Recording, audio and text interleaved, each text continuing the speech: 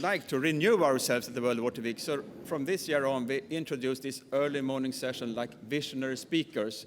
We had one on Sunday night. That was a night session with Matthias Klum. But from today and tomorrow and Thursday, we have vision speakers at 8:30 in this hall. And I'm very proud today to have Catarina de Albuquerque, the current executive chair of the Sanitation and Water for All partnership, with us as our first vision speaker this morning. And Catarina, you were the first UN Special Rapporteur on the human rights to safe drinking water and sanitation. Has been a driving force on human rights to safe drinking water globally. So with great pleasure, we will have you here addressing the journey towards realizing the human right to water and sanitation today. On your CV, in 2009, you received a medal in Portugal, the Human Rights Golden Medal by the Portuguese Parliament. And today we are very eager to listen to you, what you have to tell us about the future of human right to safe water and drinking and the journey towards that. Please, Catarina, you have the stage. Thank you. Thank you. Thank you.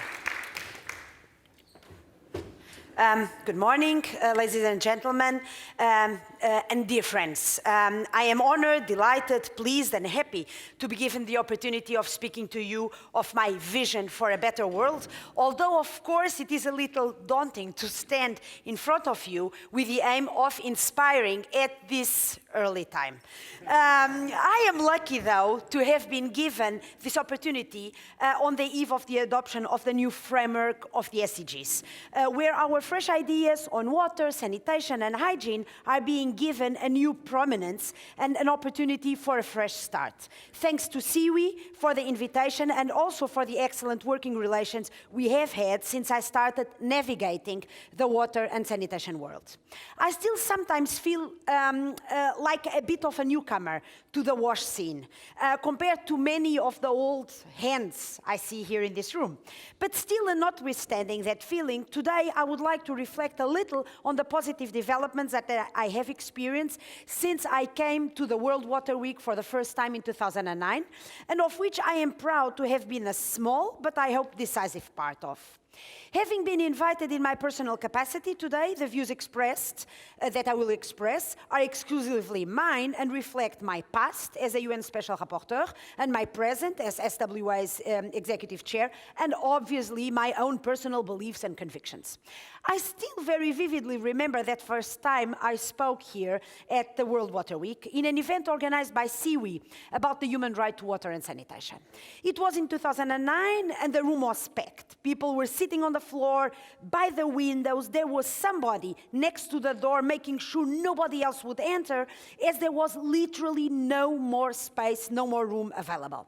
Karen Lexon, who is sitting here, was introducing the session and introducing me. I thought all was going very well. My presentation seemed clear to me. There was lots of interest, lots of people, so I felt confident and happy. Well, I felt so until Karen opened the floor for questions. And what happened then was a truly traumatizing experience. I am not that traumatized, otherwise I wouldn't have been, I wouldn't come back to World Water Week. I was bombarded with questions, challenged, criticized about everything I had said, everything I thought. And the criticism came from those I expected it less. But now, 6 years later, reflecting a little bit more coolly about the type of questions and comments made, I see them as a pretty interesting indicator of the beliefs and misunderstandings, anxieties and fears that water and sanitation professionals had in 2009 regarding human rights. And why am I telling you this story? To show you how we moved a long, long way since that episode. The idea that the road to success is paved with failure very appropriately, I think, describes this traumatizing episode. My idea for today is to make you look back and look forward. First, to walk you through the evolution and progress made over the past 7 years in putting sanitation, water, and hygiene at a prominent place in the global development agenda, and how their recognition as human rights also contributed to greater attention, to greater interest, and to greater visibility to our sector. Then I want to talk about the future and how our future work on WASH will be influenced by human rights. I will look closer at two issues that are particularly dear to me: inequalities and accountability. So let's start with the past. When I was appointed as rapporteur at the end of 2008, and when I came here to World Water Week in 2009, the human rights to water and sanitation had not yet been recognized by the GA and by the Human Rights Council. And the truth was that for some people, the reference to human rights raised pretty extreme reactions and fears, or, on the other hand, unfounded hopes. Among others, it raised expectations that such recognition would condone certain views from both ends of the ideological spectrum and all colors in between.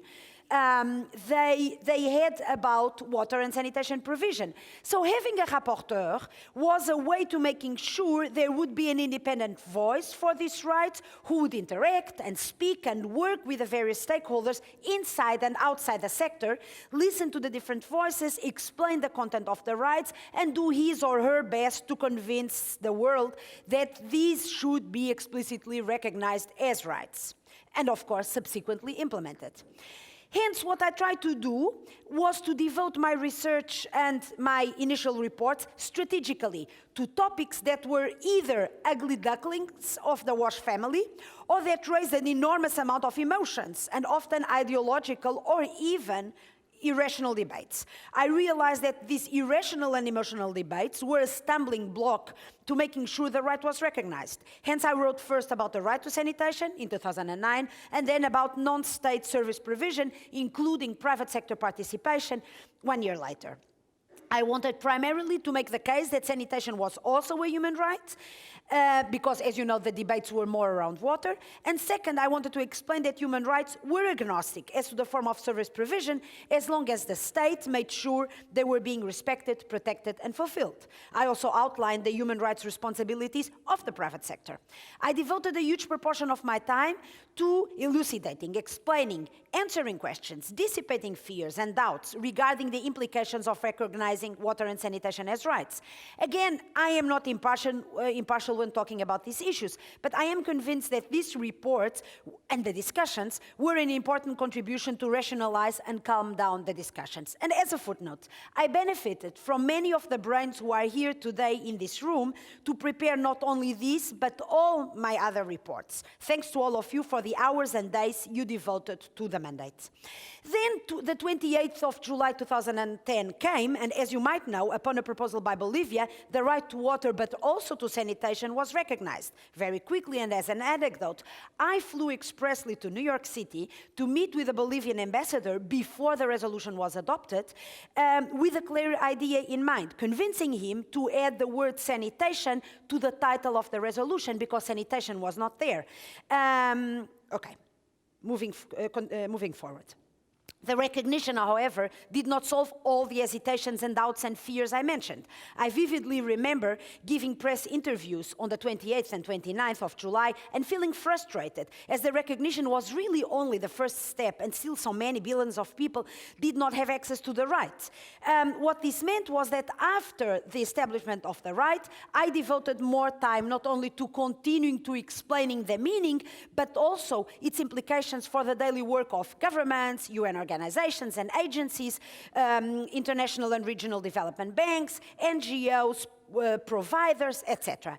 This has been maybe some of the most gratifying experiences of my life, as I was very often literally knocking on open doors. The enthusiasm and support of the WASH sector to the work I was doing was truly amazing. And I would dare to say unique when I compare myself to the work of other special rapporteurs who, I have to confess, since we are here in a small room, they were a bit jealous. Of the type of enthusiasm and support I received from the sector. So this led me also to prepare a handbook on implementing the human right to water and sanitation, which I launched last year. Since then, the rights have been picked up and are being used by many. As an example, the IWA and Aquafed are producing a manual on the rights for their members to complement the handbook that I produced last year. Obviously, civil society organizations are using the rights in a number of different ways, from helping communities understand their rights and how they can lobby government to improve service provision, to those human rights activists who are using the rights in courts of law. There has been increased understanding of access to water and sanitation as social, political, and legal challenges, and not just as technological and geographical challenges. The explicit recognition and the crucial debate that has accompanied this recognition has enabled this change in how water, sanitation, and hygiene are understood. It took time, it took efforts, but using one of our many water analogies, water dropping day by day wears the hardest rock away. I was extremely lucky to be in a privileged position in the past years, meeting, talking, and working together with hundreds of persons, including many of you here in this room. This hopefully enabled me, and please bear with me as I don't want to be too pretentious, to have had a positive influence on the sector. Sometimes I think that nobody is a prophet in her own domain, and maybe WASH people were simply curious and intrigued by a lawyer who was speaking about WASH. Part of my influence was to explain that human rights is not simply some people's ethical or moral ideas delinked from our lived reality, but that the human rights to water and sanitation provide us with the tools that require concrete actions, with each of us having a clear role to play. I also think that I contributed to an expansion of your vocabulary, because I listen to you now using words like equality or progressive realization or obligations with the same level of confidence as when you pronounce the words wastewater, borehole, or latrine, or even shit. Over the last years, I also saw participation and access to information having moved from being a good practice to being understood as human rights in themselves and as a key part of how governments can improve access. Hence, I believe that the simple appointment and existence of a special rapporteur contributed to giving more visibility to the sector, to placing it more prominently on the international development agenda, and to putting decision makers under a greater pressure to do the right thing when it comes to WASH. The rights have also helped us to understand the challenges in ensuring access to water and sanitation differently, and have made all of us in this room human rights implementers, human rights defenders, human rights specialists.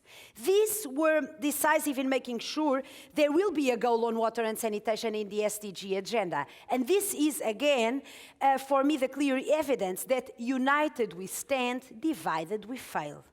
Now I suggest that we look into the future to examine the influence of the rights in the way the world does business in general, and we implement the SDGs in particular. What has to change? I will address what the rights to water and sanitation demand from us.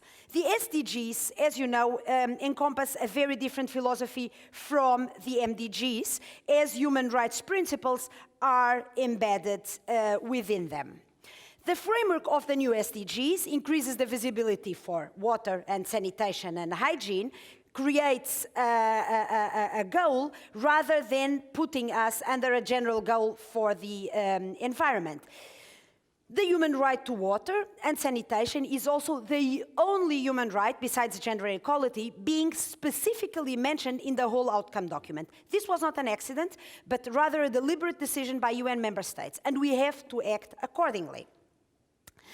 Oh my God, I don't know what to do. Good.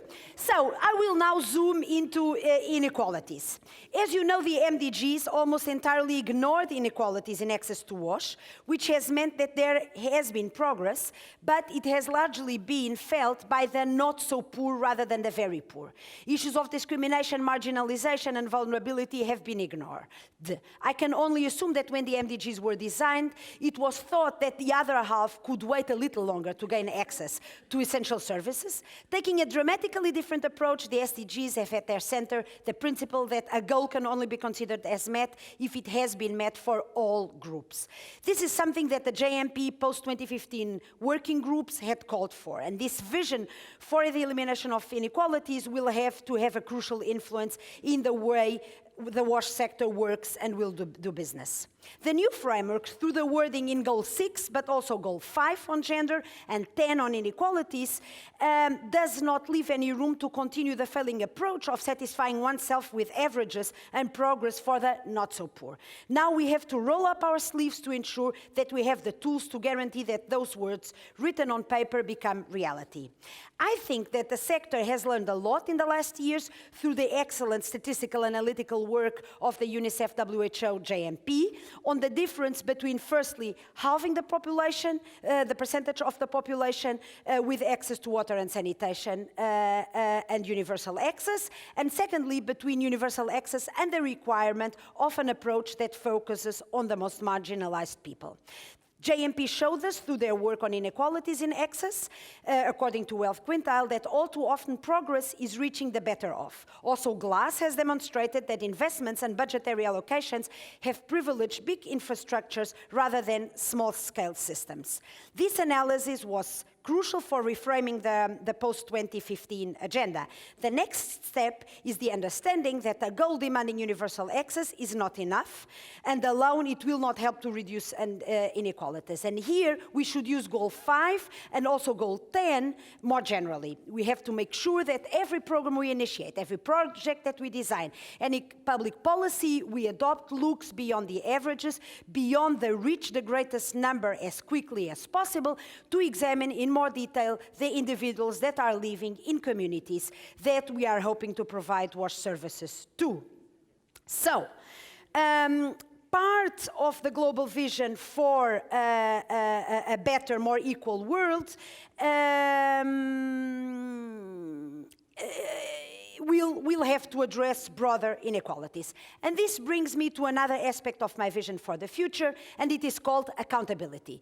In the current SDG jargon, it is labeled as follow-up and review, and as you know, accountability is a core human rights principle. And for human rights to be fully enforced, authorities, including governments and other duty bearers, should be held to account if they don't comply. This is obviously an incentive for states to observe their obligations to realize these rights. When talking about the water and sanitation related targets, it has to do with following up and reviewing the steps governments have given to making sure the SDGs are met by 2030. You know the MDGs did not establish an accountability framework, and this is clearly something that will change in the new era. The world being now called upon to establish thematic platforms to ensure follow-up and review to the goals. Such platforms and review must be inclusive, multi-stakeholder, reflect the various voices in our societies, including civil society and vulnerable communities. And existing structures should be used and adapted to perform these functions. Accountability forms part of SWA's DNA, and SWA has already an accountability mechanism in place. Our experience over the past years supporting countries to make high-level commitments and then following up on them combines several elements that will hopefully enable SWA to become a thematic platform for follow-up and review of the SDG targets. WASH targets, water, sanitation, and hygiene targets. Such a global accountability framework must complemented by national and local accountability mechanisms. And obviously, by another important element is the support that needs to be given to national governments to develop their own water and sanitation sustainable development strategies. All these activities should rely on the monitoring work already done by JMP, but also GLASS and GEMI, and other non-traditional sources of information. Such work, including the planning, the monitoring, but also the accountability framework, will be critical for us not to fail on the realization of these targets. And to conclude, I am firmly determined to continue on the journey of realizing the human rights to water and sanitation, to make these rights so mainstream that no WASH professional could imagine their work without them. I know that we have already come a long way since 7 years ago. Our discussions on human rights are not now based on rational ideas, clarified obligations, and not irrational fears. We can see the road ahead of us, understand the challenges, and find solutions. We have been able to translate many of the human rights obligations into concrete actions and steps. The human rights to water and sanitation, and indeed any human right, may be non-negotiable, but they do require dialogue and discussion, bringing everyone around the same table to eliminate inequalities, ensure progressive realization, avoid backward steps, and put in place appropriate accountability mechanisms. I feel sure that this journey will be successful, that by 2030, there will be universal access to water and sanitation. Knowing myself, I fear that even then, I will not be satisfied, but we'll still be pushing for greater equalities and better levels of service. When it comes to water, sanitation, and hygiene, but also to global development in general, and now with the SDGs, I truly feel, as the song says, the best is yet to come. You can invite me back in 15 years' time, and we will see how far we have got. Thank you so much.